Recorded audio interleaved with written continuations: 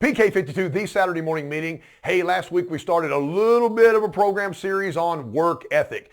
Hey, listen, I realize that showing up at the dealership and spending 60 hours a week and everything is a lot of effort. Whether you really go out there and dig into work to get leads to yourself or you're waiting on people to drive in, you're still spending the time at a dealership, and it feels like that you have no personal time. I understand that. But if we're going to be there, we might as well produce as much revenue and as much fun as we possibly can. So there's millions of dollars spent on advertising. I mean, millions of dollars by Toyota, by the dealer. If you wrap it all together, people know our product and what we have because of advertising. And the same thing goes with the internet. We're banging the internet with all kinds of fly-ins and banners going across the internet. And the dealership has spent multiple millions of dollars on this beautiful work environment that we all work in.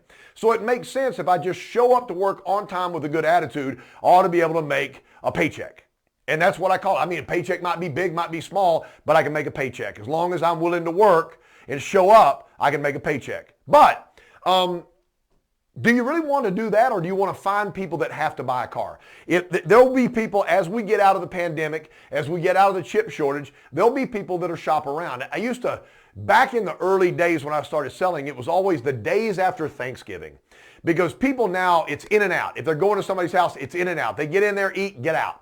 But back in the 80s and 90s, I mean, people would take a week or 2 weeks and go to their parents' house or something. And, eventually after eating all that leftover turkey, you had to get out of the house, and they would go to car dealerships. They would go browse around. They weren't going to buy anything if you had it for free. But, so you had a lot of lookers and shoppers, and that took away from your time. You might spend 2 hours on somebody that had no intention of ever buying a car, and you just didn't know it until finally it dropped on you. You're going like, hey, I missed like 9 other opportunities because I'm wasting my time with you.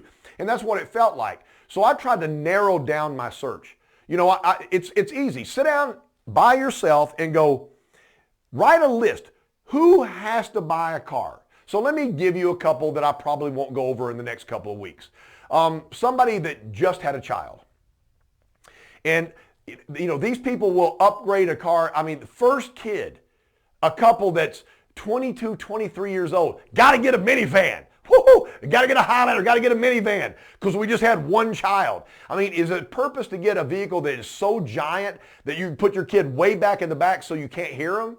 Got to get it back in the day. Got to get a Suburban. It was in a different zip code. But they get one child, they have to upgrade to a car. So having a lead into all the people that just gave birth. I mean, why would you not send out an email alert or a card? I sent cards out. So just things like that. Did it work every time? No. But every time you cast to go fishing, you don't catch a fish. But if you don't cast, there is no fish unless you go down and buy it from the store. People think fish come from a store. I like that. How many clients need a vehicle? So I'm going to give you a couple today. I started seeing in my dealership, because we didn't have a body shop there, but we took cars to a body shop. And why would somebody call a tow truck? A record driver. Car won't start. Okay, so if your car won't start, are you in jeopardy of losing your job? Are you not being able to get your kids to school? So I started looking at record drivers and tow truck drivers as the first contact that goes to the scene of an accident. Now, the police officer is there, highway patrol's there, and they write up a report and everything, but they're not there to help the consumer or the customer or the people that had the accident. They're there to make sure that everything's safe. The record driver is the first person that knows the actual condition of the vehicle. If they go there and the Avalon still has part of the telephone pole in it, it's wrapped around the telephone pole, then the record driver knows if I can't pull it, if I can't load it on my rollback, this car's totaled. And a lot of times a body shop manager that knows the record driver said, hey, when you came up there, what kind of conditions the car in? The car's done, boss.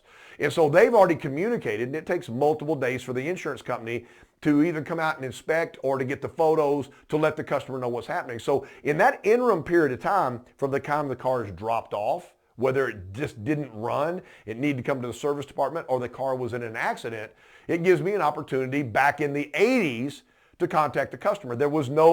We didn't have a problem with sharing personal information. So that wasn't a big deal. Now there's privacy laws. So you would have to go to a record driver and work a relationship. hey, we have a bird dog fee here in the dealership. I don't know how you feel about that, but if you give me a referral and I sell them a car, it's XYZ. If your dealership has that policy, doesn't matter who gives the referral, that is a policy of the dealership. If I have a $100 bird dog, let me give you my story. So I met a young man named Tim. Comes in a nice, fully equipped tow truck.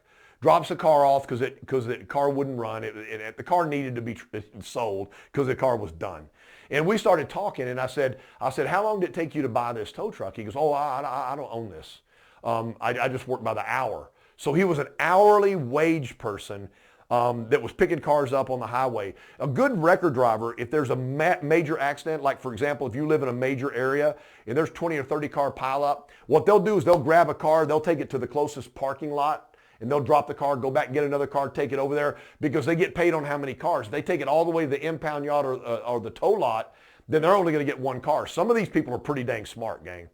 So I said, well, we got a $50 bird dog fee that if you give me a referral to somebody that hasn't, give them my business card. I had put a hand of business cards, and you have nothing to lose. Just hand my business card and say, hey, listen, it looks like your car is going to need some real work on it. It might be totaled. This is my friend. He works with the insurance companies to make sure you get the maximum money on your car. He's a great guy. He sells Toyota product. At that time, we had 3 other new car franchises, 2 used car facilities where I worked. So I had plentiful cars to get them, and this worked out great for me. I'll be honest with you. It's not, don't think that everything I say is a cash cow. So I would do 1 to 3. So my average is about 2 cars a month from leads from Tim. He's a record driver. I would have to call him. I say, Tim, KC, hadn't heard from you in a couple of weeks. Oh, dude, I pick up one today. So the work doesn't stop in starting the relationship. You need to once or twice a week contact the record driver, ask them how they're doing, how their kid's doing in Little League Baseball. I mean, really have a reciprocal, relationship with them. But the harder you work with this relationship, ask them. Record driver comes in your dealership. How many cars do you hook a week? I don't know. I usually 3 to 5 a day. And how many days a week you work? 8. Because they're on call 24 hours a day. So if they're working 7 days a week and they're hooking 5 cars a day, that's 35 possible leads by one record driver every single week, and there's 52 weeks in a year. I guarantee you, when somebody has an accident in their car or their car has failed them, they're despondent. They need somebody to help them. Do they call their dad? Do they call their mom? Do they call their best friend? They call anybody they can call. You're the only person that can actually help them with their automotive needs. What if you started that record driver situation? And I only had one. Tim and I worked together, and it was fine for me. But some people would be greedier than that, because how many tow truck companies are in your city? And how many people will tell you no before they'll say yes? Now, here's what has to happen now. They can't forward any information to you. They could give me information. I could contact the customers back in the 80s. Now they have to give away your business card, and then may call you or may not call you. But you're not allowed to get any information from that wreck because of privacy laws. That's fine. If they reach out to you and said, hey, the record driver that picked me up, hey, Tim, that was a great guy. Did he take care of you? I love him, man. He's a great family man. What can I help? And all of a sudden, you got a couple of little bonus deals. They're not looking. They need a car.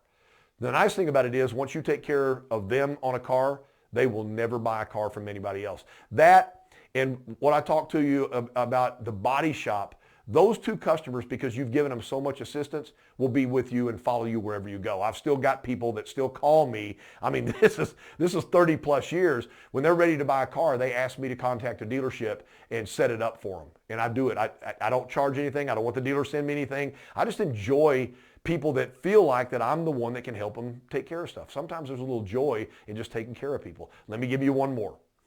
So your service department, and I use the same numbers in my classes, most service departments have anywhere from 2 to 7 service writers. Depends on the size of the dealership. So ASMs. So let's go with 4. 4 service writers. If you count Quick Lube, Blue Bolt and Filter, LOF, and all the ROs they write a day, they write anywhere from 18 to 22 ROs a day. If they're writing less than that, they're probably too heavy with ASMs. But let's say it's 20 a day. So The dealership's open 6 days a week, closed on Sundays. There's 52 weeks in a year. There's 4 service writers writing 20 ROs a day. That's 80 a day, or 24,960 ROs. Now those ROs are opened and closed. They're done. They're a part of the dealership inventory. If you find out how many miles the average Toyota trade-in is, or any car, doesn't matter if it's Toyota or not. So you find out the average year and the average miles. I'm going to tell you it's probably going to be 2016 to 2019. So that's going to be the biggest predominant trade-in at your dealership. And I'm going to tell you the miles are going to be somewhere between 45 and 75,000 miles. That's going to be your bigger block. It may not be every store. That's why you need to do your own research. Those people are really close to buying another car. Based upon the track of what you've done in your store, if you do the math, that's the people that are the closest to buying a car. I don't think you should go after these people like you're going to sell them a car today. There's too much of this today mentality. So I contact the customer. Hey, Mr. Johnson, this is KC calling from the dealership. I'm following up on the service that you had 2 days ago. I list out what they had done. I said, did everything go okay? Are you satisfied with our service department? Yes, sir. I work with a sales department, and because there's so many clients that come through, almost 25,000 a year, I've offered up my time to call back and make sure everybody was okay. I'm also interested in your car and when you're thinking about maybe upgrading to another car. Doesn't have to be any time recent, or soon. I'm just curious. Yeah, KC, I'm probably going to keep this car for another year, year and a half. Okay, so there is a commitment right there at a year to year and a half. That's why I have a CRM in my store. Most salespeople don't utilize the computer system in the store to make them money in the future. I just had this customer tell me that they're going to trade in a year. So I'm going to drop into that CRM to alert me, or on my phone. Phones can do it now too, man. These phones are amazing.